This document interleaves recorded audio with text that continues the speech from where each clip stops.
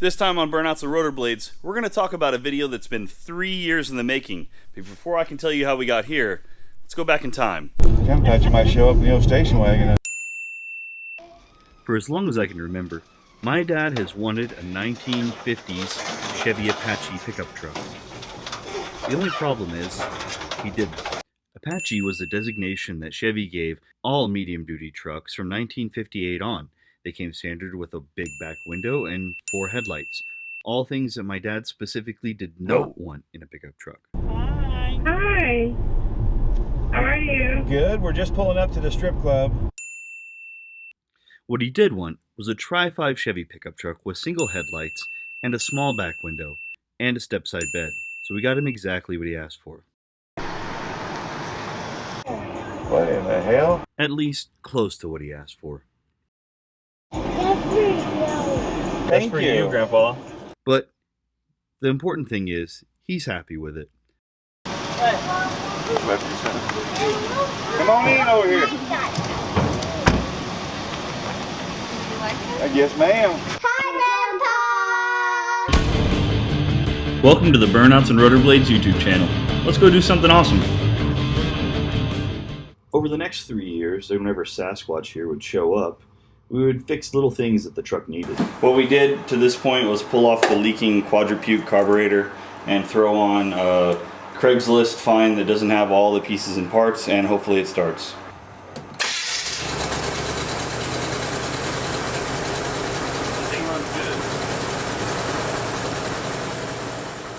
The criticism is less the motor mount and more the welding. Oh yeah, that is awesome there. Yeah, they, I don't know who welded up that, but they were not having a good day. We bought the truck with no title for a great price. After a ton of research and paperwork, I used the Vermont loophole to get a title. After a bit of work spread over several semi-annual trips to Las Vegas, my dad and I got this long-distance father and son project moving under its own power. The only logical next step was to find out if it could do a burnout.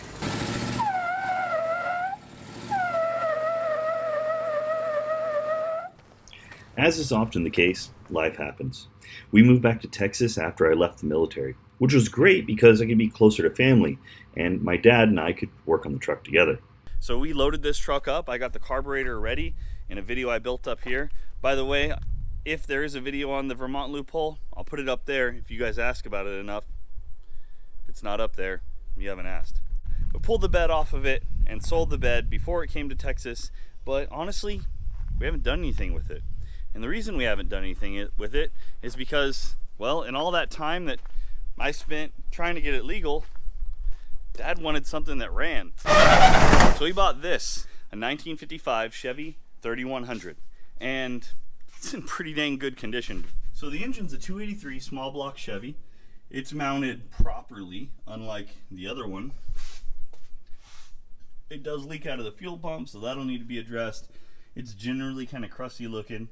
I'm not exactly sure what all it needs, so we're going to take it for a test drive and find out. Turn it on, 2 pumps, and push the clutch in. Choke out. Pump, pump. Starts pretty good, actually. Nope, that's reverse.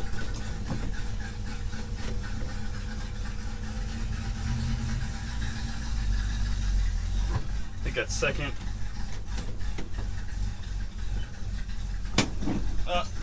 E-brake off works better.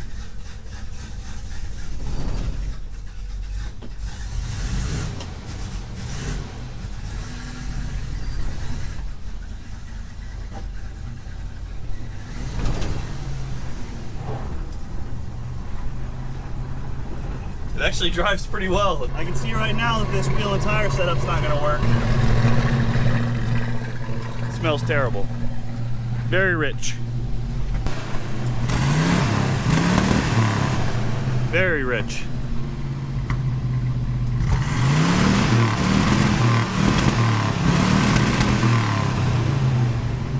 Let's go ahead and adjust the carb.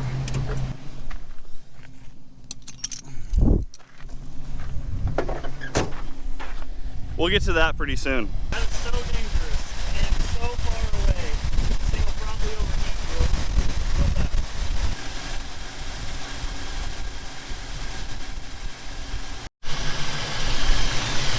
Alright, so I bent this up a little bit, put it all back together. Now it works. Oh, scheiße. Alright, now it idles. Let's see if it's still rich. Slightly rich, significantly better. Now before it starts overheating, let's take it down the road.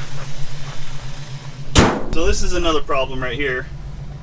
That doesn't return properly. Good oil pressure, charging. Something's wrong with the accelerator pump. It's a little hesitation. All right, we've got no speedometer. Steering leaves a lot to be desired on the steering department.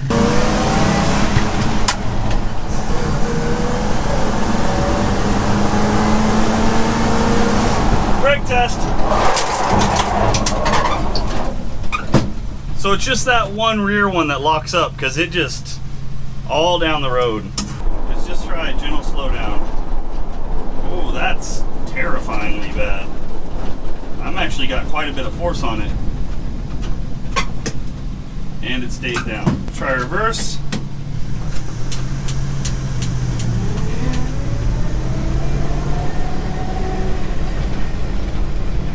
Oh, our brakes are non-existent.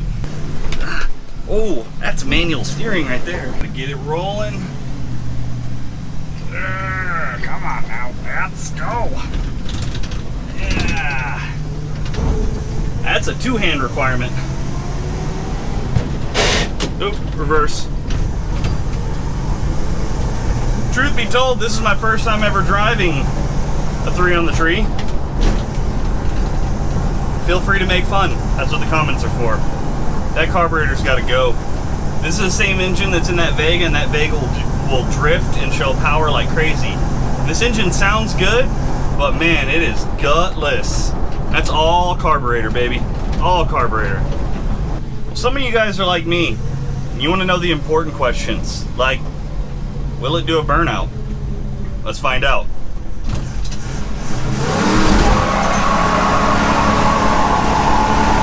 Looks like yes.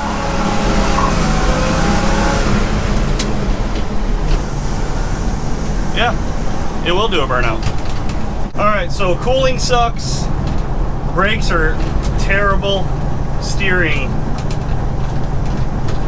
needs work. All in all, pretty solid truck. We're also losing oil pressure as we go, so that's a concern. Not a huge one. Well, let's go park it before I blow it up, get the wheels off of it, see what kind of work it needs. Now that it's up off the ground, let's just do some simple checks. Let's check the front end.